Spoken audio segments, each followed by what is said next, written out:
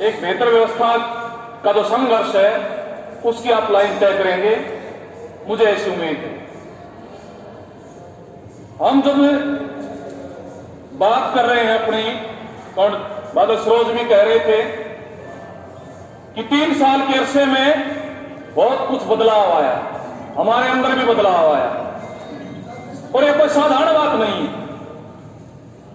जब ये यूनियन शुरू हुई 2007 में, जब ये काम शुरू हुआ, उसके बाद शुरुआती दौर में यूनियन बनी, बीच में कुछ व्यवधान आ गए, दोबारा से जब शुरू की गई, मतलब हम अपने आप के अंदर वो बदलाव महसूस करें कि एक साधारण व्यक्ति उस समुदाय से, जिस समुदाय के लोगों के काम को बहुत नीची दृष्टि से देखा जाता है, निगाह नीची है, काम नीचा नहीं है, हमारे बारे में जो समाज का दृष्टिकोण है, जब ये यूनियन बढ़ती है और जब ये आंदोलन खड़े होते हैं, तो गांव की सफाई करने वाला, चाहे नालियों की चाहे गलियों की, ये यूनियन, ये लाल झंडा, इसमें वो ताकत है कि वो हरियाणा का मंत्री हो चाहे उप मुख्यमंत्री हो, जिनकी कई पीढ़ियों ने हरियाणा में राज किया है, आज भी वो राजा है, उनके आंखों में आंखें डाल के बात करता है और अपनी मांगों को हासिल करता है। ये कोई साधारण बात नहीं है। ये केवल इतना बड़ा मामला नहीं है कि हमने वेतन हासिल कर लिया, कुछ बढ़ोतरी कर ली, इसलिए इस जगह से अपनी यूनियन को देखने की जरूरत है। हमारी जो जगह है हमारे समाज के अंदर, सोसाइटी के अंदर, वो जगह तो घर के बाहर है। हमने कितने देखा अपने बुजुर्गों को, उनकी घरों के अंदर एंट्री नहीं होती थी, मांग के, जोड़ी करके, कोई लेके कुछ इसमें डाल दी थी। और ये मैंने देखा है, शुरुआती दौर में हमारे भी कई साथियों का रुझान कि ले लो, कुछ मांग लो, कुछ दे लो। हम तो ऐसे यहां से शुरू होके, और ये जो है बराबरी का रिश्ता कायम करना और सत्ता से टकराना, ये अपने अपने बदलाव है। इस आपा बदलाव को महसूस करें और ये सोसाइटी को बदलाव को महसूस करें जिस मंजिल पे हमें पहुंचना है। आज जो संकट जो है हमारे देश के अंदर, दुनिया के अंदर बहुत गहरा संकट है। एक समय आप हम देखते हैं पीढ़ी दर पीढ़ी, जहां सदियों से, और मैं इतिहास का विद्यार्थी रहा हूं और आप तो एक विद्यार्थी भी रहे हैं और आपने जीवन जिया भी, जो भेदभाव सोसाइटी के अंदर सदियों से चलता आया, उस भेदभाव को खत्म करने की रिवायत, उसके खिलाफ बोलने की रिवायत, वो हमारे आजादी के आंदोलन से पहले हमारे जो संत महात्मा जो हुए, जो समाज सुधारक हुए, उन्होंने बोलना शुरू किया। और सारे नाम है, अंबेडकर तो बाद में आके, उससे पहले कबीर है, नानक है, वाल्मीकि है, उनसे पहले अध्यापक रहे, कितने लोग जिन्होंने आवाज उठाई और आजादी के आंदोलन में भी, आजादी अंग्रेजों मिले, अंग्रेजों के खिलाफ लड़ाई, लेकिन हिंदुस्तान के गरीब लोगों को, जिनको अछूत समझा जाता है, उनको इस आजादी से क्या मिलेगा? यह बड़ी बहस का विषय था। और भगत सिंह ने ठीक कहा अपने लेख के अंदर, दोनों ने लिखा कि वो कैसा धर्म है जो एक इंसान के छूने से भ्रष्ट हो जाता है। हम कुत्ते को गोद में उठा सकते हैं, अपनी रसोई में ले जा सकते हैं, अपने बेड पे सुला सकते हैं, लेकिन किसी इंसान को छूने से एक धर्म भ्रष्ट हो जाता है। मैं ऐसे धर्म को नहीं मानता, यह भगत सिंह ने कहा। यह 1963 साल के विद्रोह। तो ऐसी व्यवस्था थी, ऐसी व्यवस्था के अंदर जहां गरीब परिवारों की महिलाओं को पेट से ऊपर जो है वस्त्र पहनने का अधिकार नहीं था। ऊपर वाला वस्त्र पहनने का उनका अधिकार नहीं था। ऐसी सोसाइटी है हिंदुस्तान की सोसाइटी। उस समय के दौर है जो लड़ाइयां शुरू होती हैं और आजादी के आंदोलन के अंदर ये महामूर्तियों में क्या मिलेगा, तब ये मसले उठते हैं और तब एक संविधान निर्मित होता है। और उस संविधान में कि कोई भी किसी भी के घर पैदा होगा, चाहे अमीर है चाहे गरीब है, किसी की कोई भी जात है कोई भी धर्म है, सबको समान अधिकार मिलेगा। राजा वोट से चुना जाएगा, रानी के पेट से नहीं राजा पैदा होगा। और जो लोग सदियों से दबाए गए उनके लिए स्पेशल व्यवस्था होगी कि जो इतिहास में जो उनको कभी मौका नहीं मिला उनको आगे बढ़ने का मौका मिले। ऐसे संविधान हमारे यहां निर्मित हुआ जिसमें बाबा साहब अंबेडकर की बहुत बेहतर बुनियादी रूप से भूमिका रही। जब आप आज हम देखते हैं हमलों के दो तीन हमले हैं, 2-3 प्रकार के। 70-72 साल के बाद उस आजादी के, उस संविधान के कुछ फायदे कुछ मिले गरीब लोगों को भी, आम लोगों को भी। लेकिन आज रात में जो लोग बैठे हुए हैं मित्रों, राज में आज वो लोग बैठे हुए हैं जो उसी व्यवस्था को दोबारा से लेके आना चाहते हैं जिस व्यवस्था के अंदर दलित को घर में घुसने की इजाजत नहीं थी, उसको बराबर पे बैठने की इजाजत नहीं थी, उनकी महिलाओं को वस्त्र पहनने की इजाजत नहीं थी। ये ऐसी विचारधारा के लोग आज राज में, जिनका इस देश के संविधान से, उसके मूल से, वो इस संविधान को गलत मानते हैं। वो कहते हैं इस देश में संविधान की जरूरत नहीं है। और यही बीजेपी जिसकी जनक आरएसएस है, जिस आरएसएस में 1947 में जब यह संविधान बन रहा था, उसने कहा था इस देश में किसी संविधान की जरूरत नहीं है।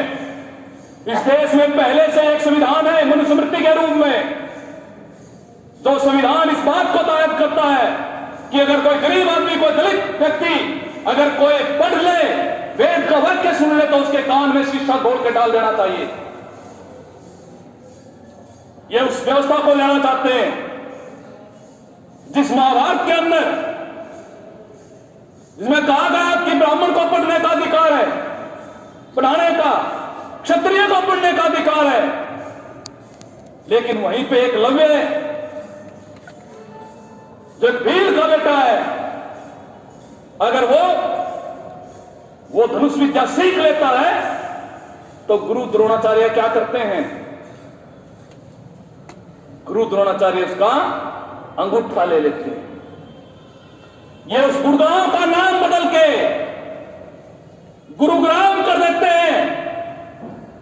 अगर आप इस बात को हम नहीं समझते तो ये जो हासिल किया गया है ये बचेगा नहीं।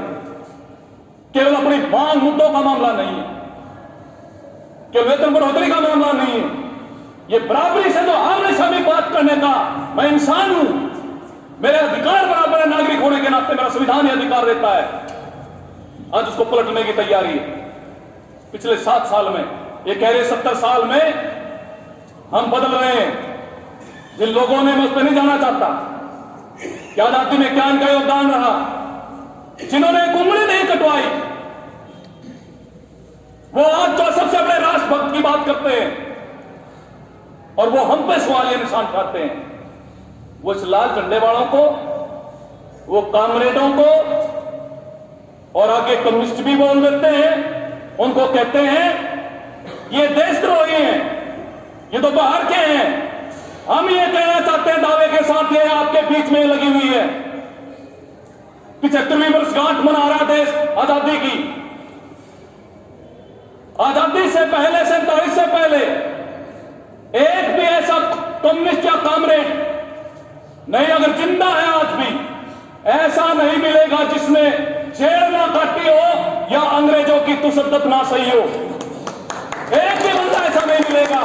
और ये तो बीजेपी, आरएसएस, इनमें एक भी बंदा ऐसा नहीं मिलेगा जो जेल में गया हो। वीर सावरकर का नाम ढूंढेंगे, जिन्होंने बाद में हिंदू मुस्लिमों के बीच में नफरत फैलाने का 2 राष्ट्र का सिद्धांत दिया। सबसे पहले वीर सावरकर ने गया था जेल में, 16 बार माफीनामा लिखा, मेरे को बाहर निकालो, मैं जो है बाहर आया तो अंग्रेजी राज की पूरी सेवा करूंगा। और वही उसने किया। एक बंदा है सिर्फ, और कोई नहीं इनके पास। तो ये आज राष्ट्रभक्ति की बात करते हैं।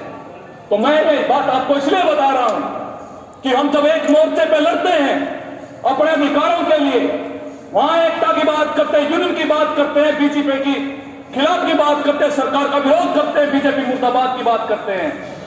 लेकिन मुझे ये भी पता है हमारे बीच में काफी बड़ा हिस्सा ऐसा भी मिलेगा जो यहां यूनियन की बात करता है, वहां बीजेपी के नेताओं के साथ फोटो खिंचवाता है। मैं गलत तो नहीं कह रहा हूं। और ये उस समुदाय से, उस समुदाय के साथी हैं हम, जिनके बारे में बीजेपी की सोच हमें पता होनी चाहिए। तो बहुत बड़ा हमला है, इसको इसी नजर से देखने की जरूरत है। ये जो आरक्षण की व्यवस्था, मैं केवल आरक्षण को बचाने की बात नहीं कर रहा हूं। 1947 के बाद जब देश आजाद हुआ, सार्वजनिक क्षेत्र का विकास हुआ, बड़े बड़े उद्योग लगाए गए, सरकारी विभाग बने, और ये वैसे नहीं बन गए, ये वैसे नहीं बने। आप उस इतिहास में जाएंगे तो आपको पता लगेगा। लेकिन आज क्या किया जा रहा है? आज बीजेपी के नरेंद्र मोदी वो कह रहे हैं कि हम वो कर रहे हैं जो 70 साल में नहीं किया, इससे पहले कभी नहीं हुआ। बिल्कुल वही कर रहे हैं। वही इसलिए कर रहे हैं कि आज तक देश ने जो आत्मनिर्भरता हासिल की, चाहे वो शिक्षा के अंदर, स्वास्थ्य के अंदर, सरकारी क्षेत्र के अंदर, आज तो जो देश खड़ा हुआ, आज उसको पूरा नीलाम करने की तैयारी चल रही है। अभी पिछले दिनों राष्ट्रीय मौद्रीकरण पाइपलाइन के नाम से हमारे देश की वित्त मंत्री कहती है कि हम एक ऐसी नीति लेके आ रहे हैं कि देश में जितने भी सरकारी कारखाने हैं, सरकारी उद्योग है, उन सबको प्राइवेट हाथों में दे दिए जाएंगे। उनको दे देंगे, वो टैक्स थोड़ा बहुत इकट्ठा करके सरकार को देंगे। सब कुछ निजी हाथों में है।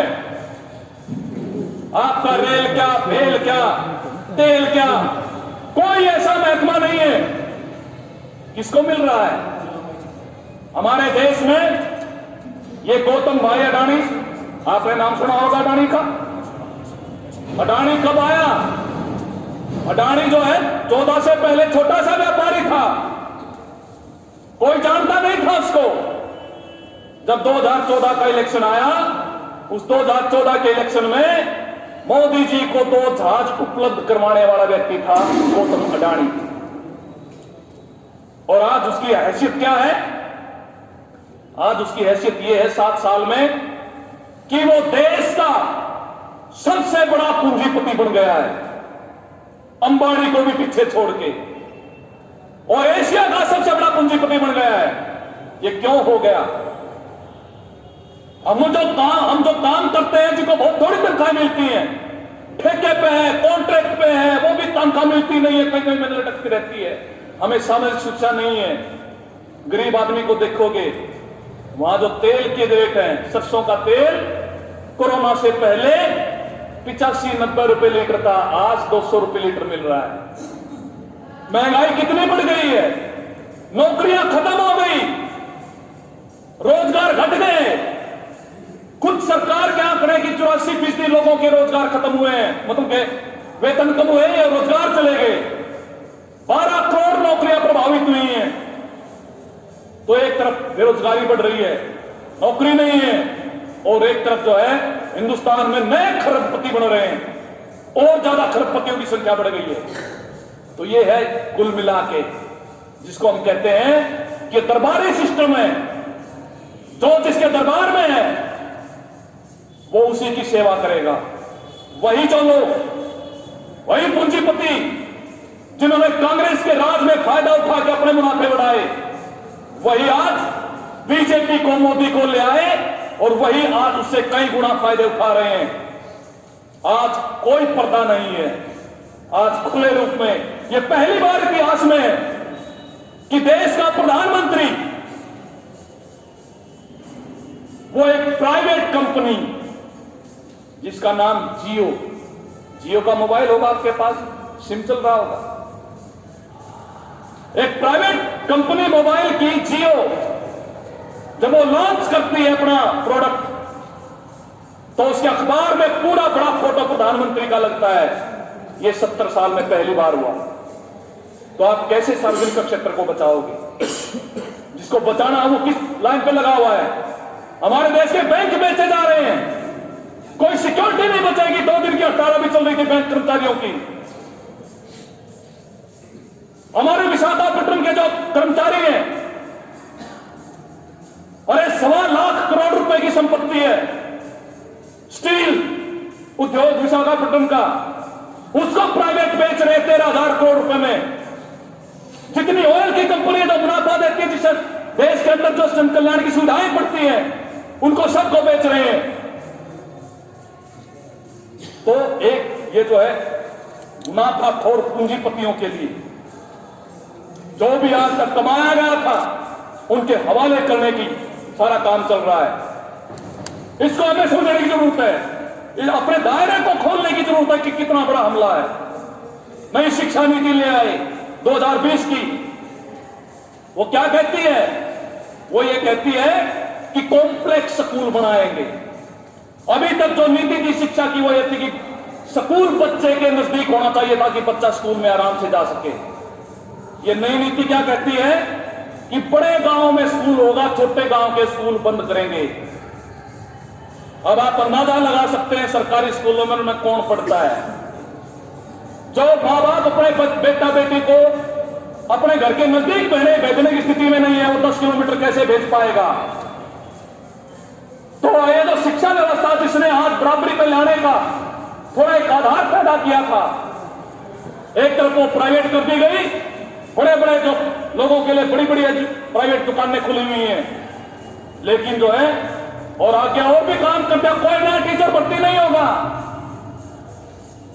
हम चाहे अपने बच्चे को पढ़ाएं, कोई मास्टर बन जाए, कोई मास्टर नहीं लगेगा, वॉलंटियर पढ़ाएंगे। और 7वीं 6ठी 7वीं 8वीं में 24 दिन स्कूल लगता है महीने में, 22-23 दिन। ये कह दिया 10 दिन बच्चा बिना बस्ते के आएगा, उसको क्या सिखाएंगे? बोला उसको हम काम सिखाएंगे। क्या काम सिखाएंगे? कि गांव में कोई टोकरा जिसको बनाना आता टोकरी, वो आके उसको बुला लेंगे, तो इसको टोकरी बनाना सिखा दे। प्लम्बर आएगा, प्लम्बरी का काम सिखा दे। रेडियो ठीक करने का काम सिखा दे, साइकिल ठीक करने का काम सिखा दे, प्रैक्टिकल वर्क करवाएंगे। इसका अर्थ क्या है कि 8वीं तक पहुंचते पहुंचते बच्चे को मजदूर बनाने की एक ट्रेनिंग देके, ताकि वो आगे पढ़े ना जाके अपना ये काम करने लग जाए। तो ये वही नीति है, पढ़ाई से बेदखल करने की योजना है। उच्च शिक्षा में कोई गरीब व्यक्ति का बच्चा ना जा पाए, मजदूर किसान का। ये ऐसी हालत पैदा कर रहे देश के अंदर। तो इसलिए हमें कहना चाहता है कि इस मौके पे हम इस बात को समझें। ये सारी जो करते हुए, ये जो सरकार के हमले को देखते हुए संविधान को बचाना, इस देश की संप्रभुता को बचाना और अपने नागरिक अधिकारों को बचाना, ये आज के दिन बहुत बड़ी चुनौती है। और ये चुनौती का मुकाबला किया जा सकता है। बीजेपी जो है बाकी पार्टियों से इस प्रकार से भी भिन्न है। एक तो प्रकार मैंने बता दिया, वो जातीय व्यवस्था में विश्वास रखती है। वो जात को बनाए रखने में विश्वास रखती है, वो छुआछूत की विचारधारा को बनाए रखने में जो है उसकी नीति गति है। इसलिए आरएसएस जो है, जो उसकी मां है, उसका जो सरसंघ चालक है, वो जो है नंबर 1 का जो नमुगरी ब्राह्मण है वो बनता है। उसका कोई और नहीं बनता, कोई दलित कोई नहीं बन सकता, कोई और नहीं बन सकता उसका। वो ब्राह्मणवादी विचार है बिल्कुल। तो ये जो है इसमें सिस्टम को बनाए रखना चाहते हैं। दूसरा, क्योंकि राज में रहना है, लोगों को राहत दे नहीं सकते, इसलिए लोगों में सांप्रदायिक आधार पर उनके अंदर नफरत पैदा करो, जाति आधार पर नफरत पैदा करो, ताकि लोग इकट्ठे ना हो। इसलिए वो हिंदू मुसलमान का, और ये इसमें सफल हो जाते हैं। हमें याद है 1992 के अंदर जब बाबरी मस्जिद ढाई गई, वहां जो कार सेवक जो कार सेवक पहुंचे, या गुजरात के अंदर जो 2002 में जो दंगे हुए, उनमें भी गरीब लोगों का, हमारे जैसे लोगों का बड़ा योगदान रहा दंगों के अंदर। हमें प्रयोग किया जाता है। जब मुसलमानों के खिलाफ दुश्मन बनाना हो तो हमें प्रयोग किया जाता है, लेकिन जब गांव में होते हैं तो हम क्या होते हैं? हम अछूत होते हैं। उसी धर्म के अंदर हम अछूत हैं, लेकिन मुसलमानों के खिलाफ प्रयोग होते हैं। और ये बीजेपी कोशिश कर रही है।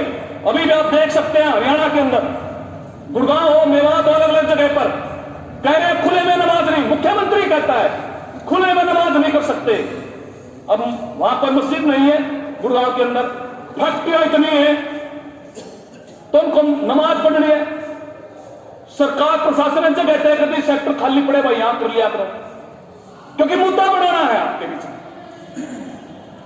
अब जो है कोई पार्क है, महिलाएं इकट्ठे होकर सत्संग कर लेती है, कोई जगराता कर लेता है, कोई पालकी निकाल लेता है, कोई जो गुरु ग्रंथ साहब निकाल के अपने वो निकाल लेता है। किसी को कोई रोकता है क्या? कोई नहीं रोकता। लेकिन अगर उनको थोड़ा स्पेस मिल गया वहां खुले, तो वहां एक मुद्दा बनाना है, क्योंकि एक आपके सामने दुश्मन खड़ा करना है।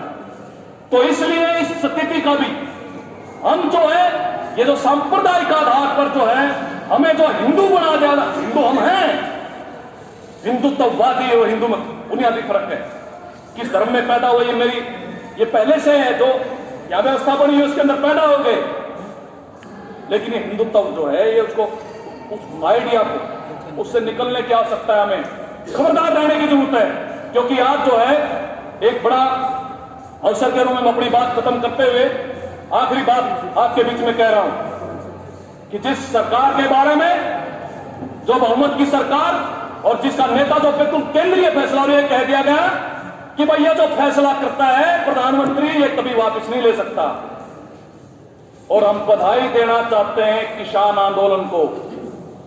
1 साल तक लड़े, 750 से ज्यादा किसानों ने शहादतें दी, और वही मोदी, वही प्रधानमंत्री, वही बीजेपी जो कृषि कानूनों का बखान करते थे, उनकी मन की बात में ये कहते थे कि ये तो हमारे देश के किसानों को पता नहीं क्या वो दे देंगे।